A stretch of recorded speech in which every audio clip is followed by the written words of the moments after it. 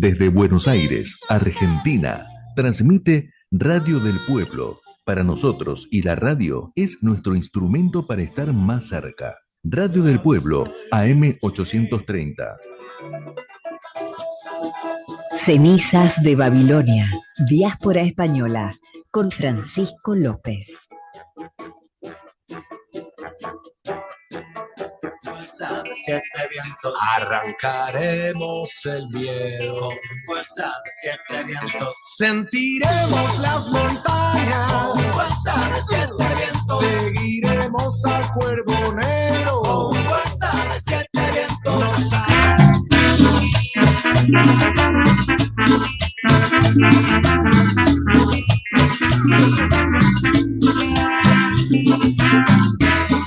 Muy buenas tardes, buenas noches, buenas madrugadas, allá desde donde nos estén escuchando. Hoy, día 27 de mayo, vamos a celebrar el último programa del mes.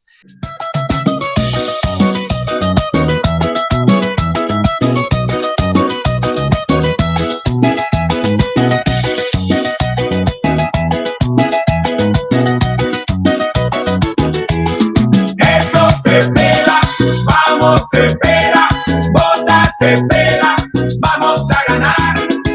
Eso Cepeda, vamos Cepeda, vamos con el pacto, todos a votar. Vamos Cepeda, vamos con el pacto, todos a votar. Ojalá se dé. Y nos vamos ahora con Alex Flores desde Ecuador. Y no sé si tenemos a Paloma García Berido desde el Reino Unido. Me parece que está Alex. Buenas tardes, Alex. Un abrazo desde Quito, de aquí desde Ecuador. Muy bien, hoy tienes un ambiente ahí medio primaveral que me está dando una envidia, más que nada porque por aquí, por Argentina, Ale, nos estamos cagando de frío, literal, hace una temperatura... Ya te he dicho siempre que aquí la suerte que tenemos en Ecuador es de disfrutar la primavera todo el año, ¿no? Y ahora también coincide un poco, hay un verano también aquí en Ecuador y también está empezando, pero normalmente siempre es un clima pues como el que ves.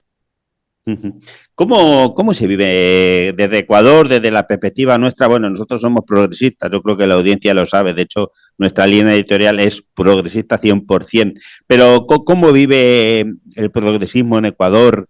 Estas elecciones en Colombia, ¿cómo le ven en el sentido, puede ser un punto de inflexión de que se consolide una nueva corriente progresista en nuestra queridísima Patria Grande después de los desastres que está pasando con Noboa, ahora con Rodrigo Paz en Bolivia o con lo que está pasando aquí en Argentina? ¿Cómo se vive esto ahí? ¿Cómo se vive? Bueno, le damos la bienvenida también a Paloma, que la tenemos. Buenas tardes, Paloma, un abrazo. Hola, buenas tardes a todos. Perdonad que haya llegado un poquito tarde, lo siento. Nada, no te preocupes. Alex, ¿cómo se vive esto? Ahí, estas elecciones de Colombia. Bueno, sí, un poquito aclarando esto de ser progresistas. En nuestro caso somos de izquierda, porque esto de progresistas también se ha prostituido. Hay progres de derecha también ahora, ¿no? La situación en Ecuador, lastimosamente, dentro del análisis geopolítico que normalmente hacemos aquí en esta sección junto con Paloma, también repercute mucho en mi país, en Ecuador, cuando se habla pues esto de ámbitos internacionales que son muy importantes, toda la guerra en el Golfo Pérsico, el ataque sionista a Irán junto con Estados Unidos también repercute acá. Y lastimosamente las perspectivas de acuerdo a lo que es la supervivencia literal en Ecuador, en un narcoestado, en una narcodictadura, nos concentra más en el diario sobrevivir, ni siquiera en el diario vivir.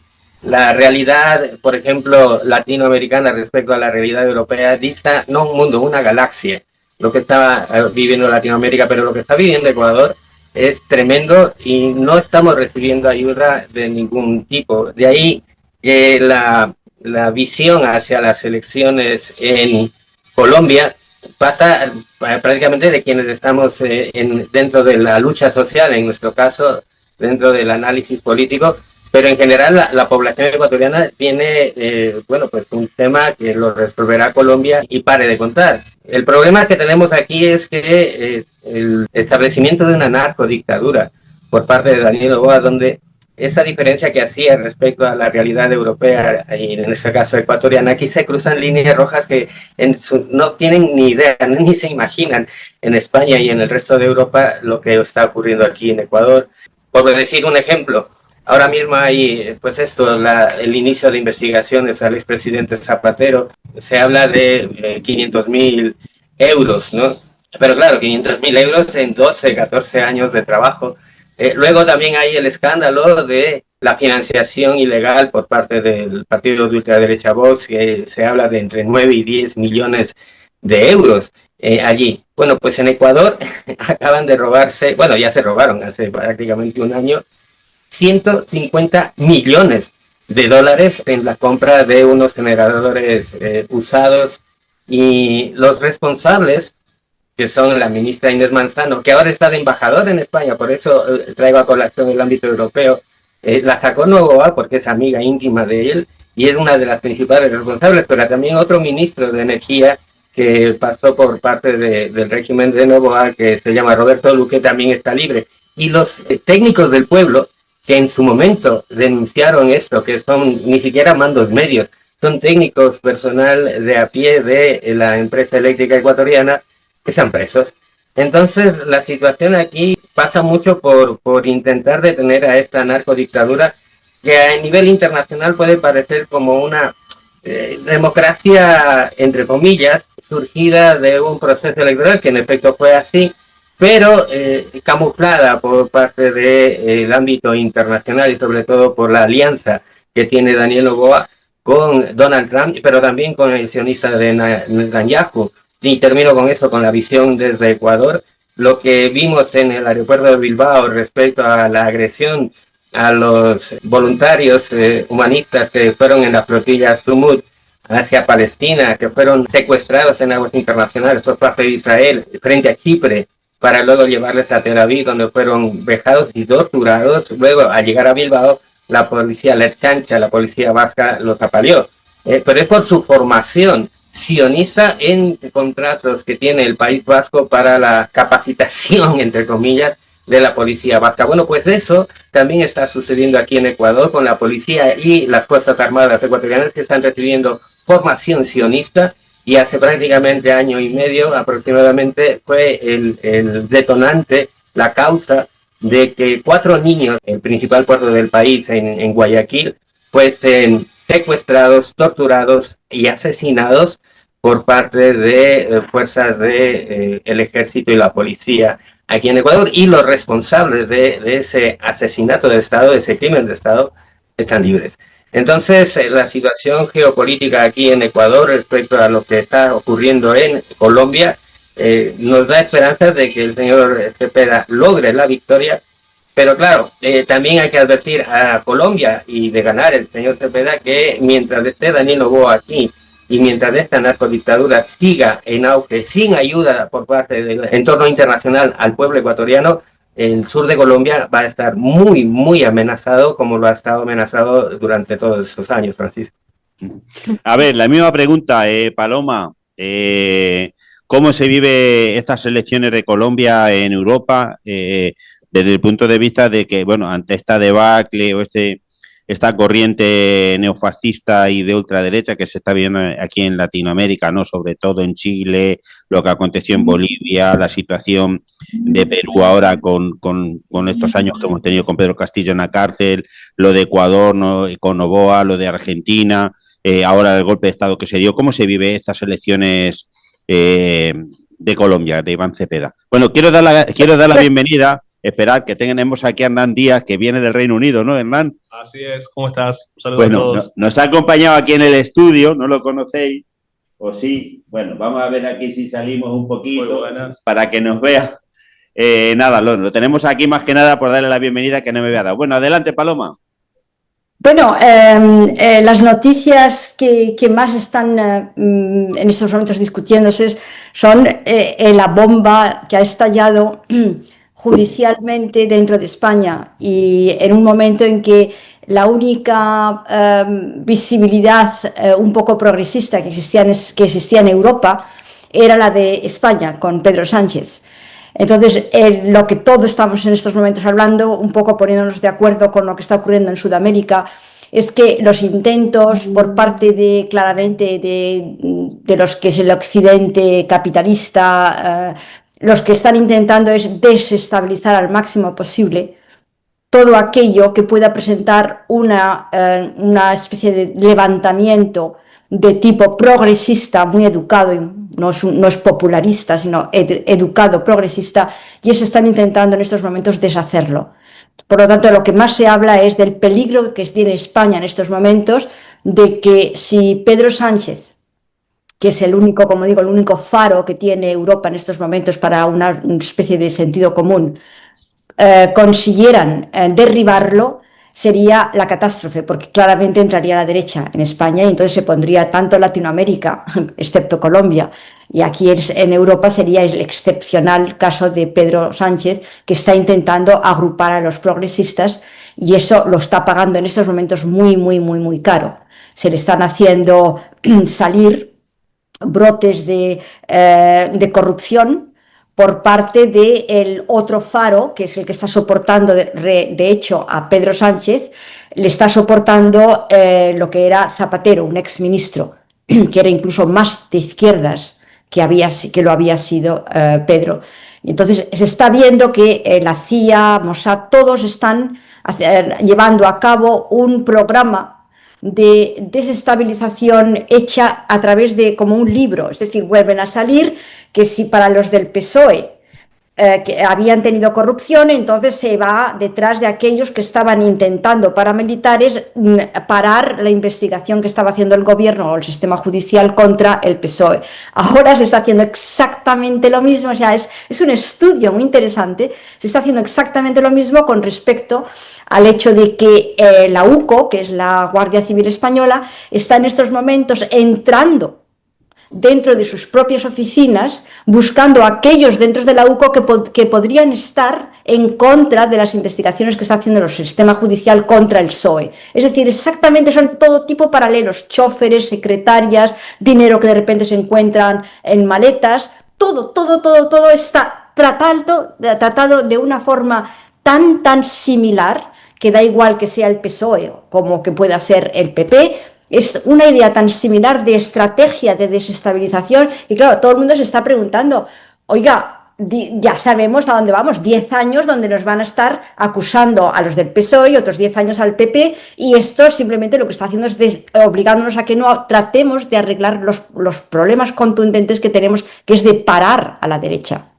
Y entonces lo que están haciendo es obligando a España a que no pueda dedicarse a parar a la derecha y a la ultraderecha que se nos viene encima, porque lo que están haciendo es levantando todos estos sistemas de corrupción que no son ciertos, son todos inventados, están prácticamente es que se ve clarísimo, de repente unas joyas que aparecen en el despacho de Zapatero.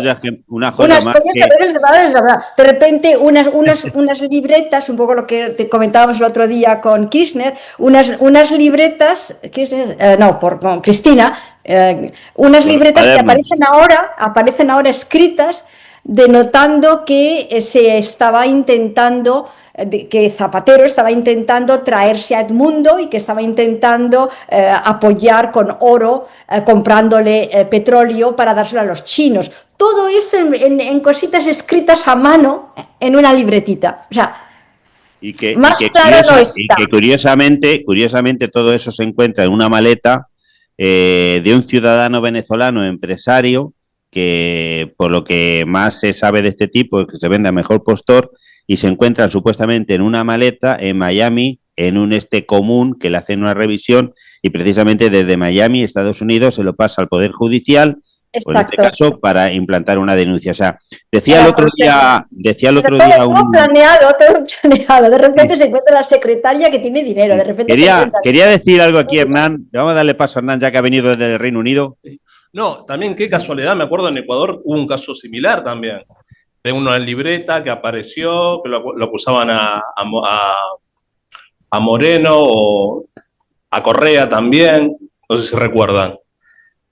Sí, bueno, a Moreno no, era al presidente Rafael Correa, que en ese caso idiota, un caso que no se sostiene por ningún lado, que le acusaron de influjo psíquico, ¿no? Entonces es una barbaridad. Qué casualidad, ¿no? Gente. Decían el otro día un periodista en una mesa de diálogo político en España, decía que estamos asistiendo a un golpe de Estado orquestado por la extrema derecha y indudablemente con la ayuda, en este caso, del Poder Judicial y de los residuos franquistas que todavía se encuentran en la policía. ¿De esto qué opinas, Alex? La injerencia y el dominio sionista a nivel mundial es evidente, ¿no? Hay no solo en España, en este caso en España por la posición, sino no tan contundente como nos gustaría en función de romper relaciones diplomáticas y comerciales y toda índole con Israel, pero el presidente Pedro Sánchez ha sido muy enfático, al menos en declaraciones, en condenar ya sin tapujos el genocidio en Palestina y también en el sur del Líbano. Y eso trae consecuencias como las que está sufriendo un juez de la Corte Penal Internacional, ni más ni menos. Es el ataque financiero. Le han bloqueado todas sus tarjetas de crédito, principalmente Visa y Mastercard.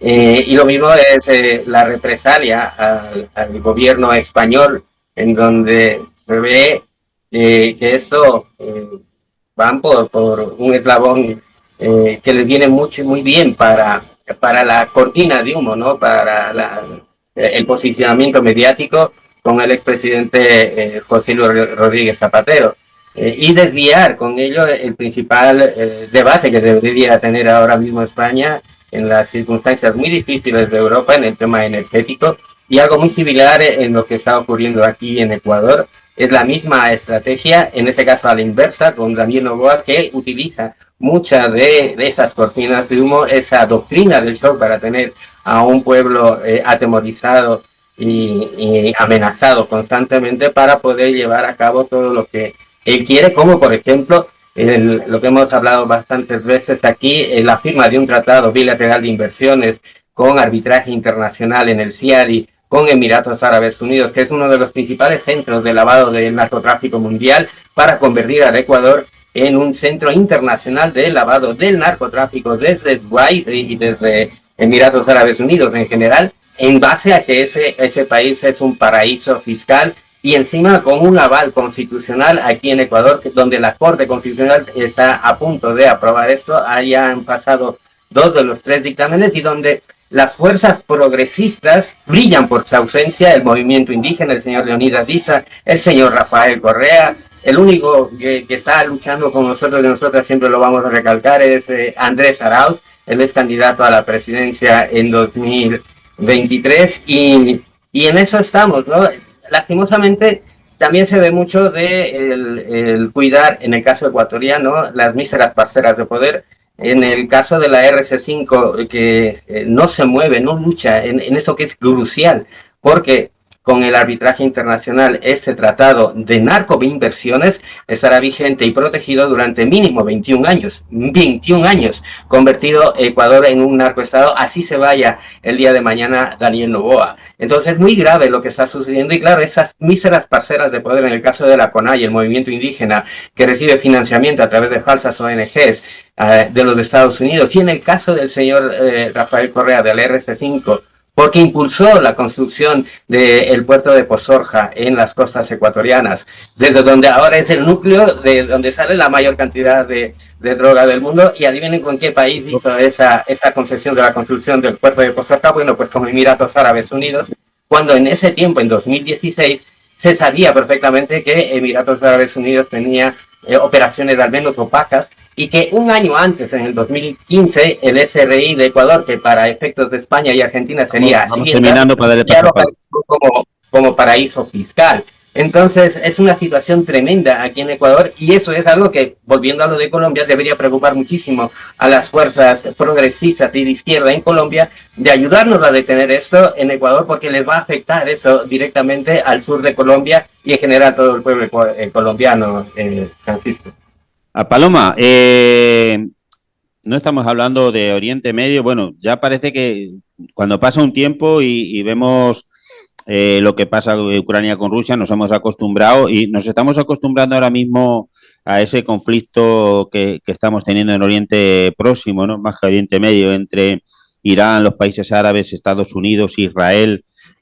¿Cómo ves la situación actual? ¿Ves que hay un enquiste de toda esta situación? Es que ahora, o ves que se está repitiendo la historia, pero no se avanza ni para un lado ni para el otro. ¿Cómo ves esta situación? Bueno, yo siguiendo con lo que ha dicho Alex, el gran problema que tenemos mundialmente, exceptuando lo que sería los BRICS con China y Rusia, y luego si queréis hablo un poco del cambio que está ocurriendo en estos momentos en el Medio Oriente, pero el gran problema que tenemos es que los paraísos fiscales, como está muy bien mencionando Alex, que todo el lavado de dinero que tienen de las drogas puede estar situado en sitios geográficos muy importantes. Los Emiratos Árabes en estos momentos son los conectores con Ecuador, y al mismo tiempo, y ahí está el gran problema, estos Emiratos están dando dinero a Israel, e Israel está utilizando ese dinero para poder desestabilizar cualquier elemento y sobre todo la región. En estos momentos tenemos a los Emiratos que están junto con Israel y ahí está lo más importante, Estados Unidos. Trump está llevando a Kushner, ¿no? Le está dando la oportunidad de que los países del Golfo le den dinero a Kushner, porque Kushner le va a decir a Trump: ayuda a los del Golfo y por favor yo soy el intermediario, lo que sería el trato de influencias por parte del dinero. Kushner se está haciendo rico porque todos los Emiratos Árabes le están dando dinero, quizá viene de las drogas, ¿vale? Se lo está dando a Kushner a él. Kushner le está diciendo a Trump que le ayude. Trump no puede ayudarle porque está dependiendo todo de Israel. O sea, Israel es la que decide cuándo la guerra se acaba y cuándo la guerra no se acaba. Entonces, en estos momentos están los Emiratos Árabes junto con la India, están estableciendo un lazo que es la ruptura de lo que se podía haber dicho que eran los BRICS en la parte de Asia. Lo único que estamos consiguiendo en estos momentos es que China, y eso es lo maravilloso que está pasando, es que China ha compensado la muerte de la India con Israel y con los Emiratos, esa especie de eje que tiene, lo está compensando porque ha conseguido que Pakistán se una a China y a Rusia y a Irán y esté en estos momentos haciendo que todos los países del Golfo, excepto los Emiratos, se alíen a favor de Irán. Por lo tanto, están cambiando los juegos de una forma muy curiosa. Pakistán está ofreciendo en estos momentos, en lo que es el puerto de Gwadir, que está justo al lado del último puerto de Irán, está ofreciendo que ahí serían las conexiones que vendrían de China hacia el Golfo Pérsico. Y eso sería en estos momentos una especie de comercio que China va a poder establecer con lo que es el Océano Índico y luego sería el Océano Mediterráneo. Luego se están intentando salvar situaciones donde ya se creía que estaba ganado, se creía que la India era parte de BRICS. Bueno, pues la India ya no es parte de BRICS, la India se ha pasado al terreno de Israel. Y eso está creando unos enormes problemas de cómo estabilizar esa guerra, porque en estos momentos todo el mundo quiere que se abra el estrecho de Hormuz. Pero el estrecho de Hormuz, os quiero decir una cosa enormemente importante también. Se está empezando, ya salió en el Guardian el otro día, y se está sabiendo que para que un estrecho pueda funcionar, los países que controlan el estrecho están poniendo condiciones a los cables que están pasando por debajo. Quiere decir que, por ejemplo, los cables que van a pasar, hay 7 cables que son de fibra, que están pasando para conectar Irán con otros países, están pasando por el estrecho de Hormuz. Esos 8 cables de fibra que están pasando, Irán en estos momentos ha dicho, primero, los controlamos nosotros, quiere decir que nosotros les damos a Amazon, a Google, a todos los que quieran pasar por ahí, les decimos que les concedemos el que pasen y ustedes me van a pagar por esa concesión que les voy a dar, primero. Segundo, me voy a llevar un cierto porcentaje del dinero que pase por ahí, 2. Y tercero, yo soy, está todo esto Irán, yo soy el que arregla los cables. Esas 3 condiciones se están poniendo ahora en todos los estrechos que van a pasar porque todo el sistema subterráneo, que yo lo he dicho y no lo repito, pero el sistema subterráneo de cables es importantísimo, no solamente es el marítimo, sino el sistema de cables. Y eso en estos momentos se está discutiendo porque los iraníes han dicho que eso lo controlan ellos. Y si no, la guerra no acaba. Entonces os quiero decir un poco que eso es muy importante porque estamos en ese momento viendo que quizá Irán se está haciendo cada vez más fuerte. Alex, para terminar en un minuto, esta semana por fin se abrirá el estrecho de Hormuz. Una reflexión, sí, ¿no? ¿Cómo? ¿Por qué? En un minutillo. Es impredecible con un presidente como el presidente naranja de Washington, ¿no? Un día dice una cosa, otro día dice otra cosa, dependiendo del humor en el que se levante Netanyahu, que es el que realmente manda en la orquesta de estos psicópatas. Pero lo que ha comentado Paloma, ella se refiere a la conexión de Internet a nivel mundial, que la mayoría de las personas pensamos que es a nivel de satélite, y no, es con cables submarinos de fibra óptica, y que está en manos de las grandes transnacionales, principalmente norteamericanas. Y es una de las herramientas también a través de la Worldwide, la red internacional, de un sometimiento a los países para desconectarlos prácticamente de todo lo que es Internet, si es que no se someten a los designios sionistas y de toda esta gente. Por ejemplo, incluso con el tema del sistema SWIFT en Nueva York, ese contable, ¿no?, que verifica si un país puede comprar a otro, si uno puede exportar, y cobra una comisión de por medio. Entonces, hay muchos factores que implican no solo el estrecho de Hormuz. La lucha es literalmente por el control de la inteligencia artificial, de ahí el viaje de Trump a China. El negociar un poco en geopolítica del negociado de la repartición del poder regional y mundial entre las superpotencias, y ver cómo Taiwán pasa a ser China.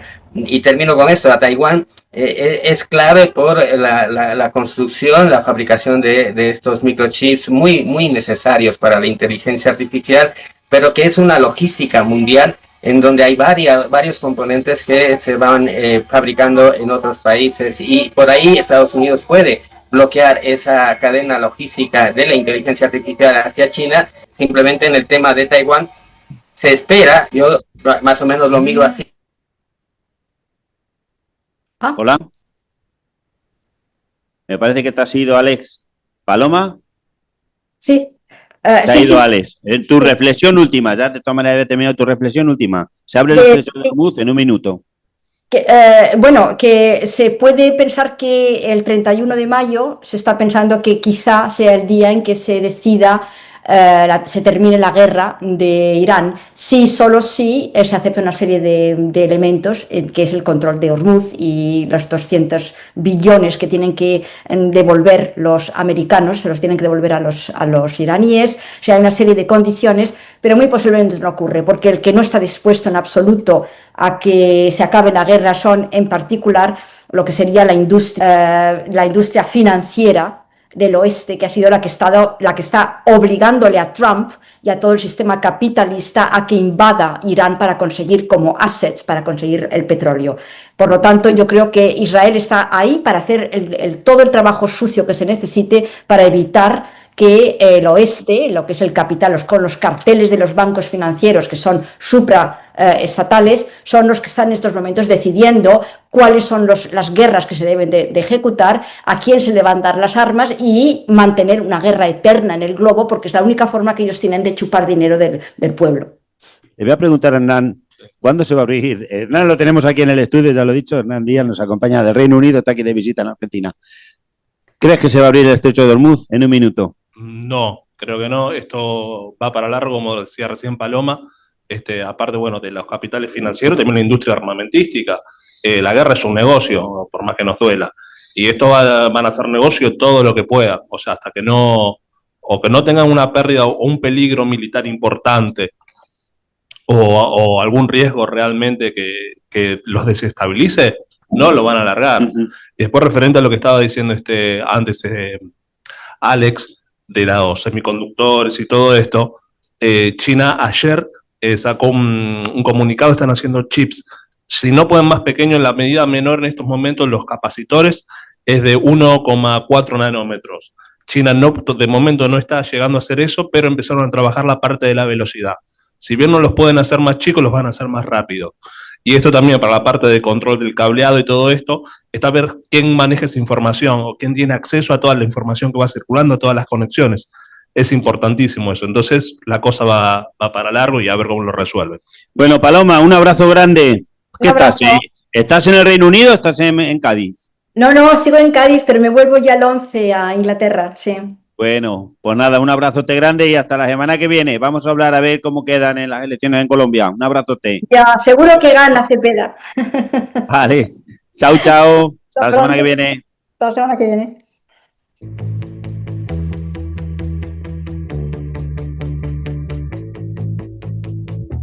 Siempre junto a ustedes.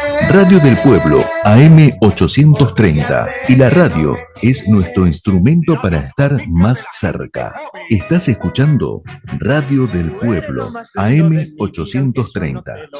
Aunque yo no te lo diga.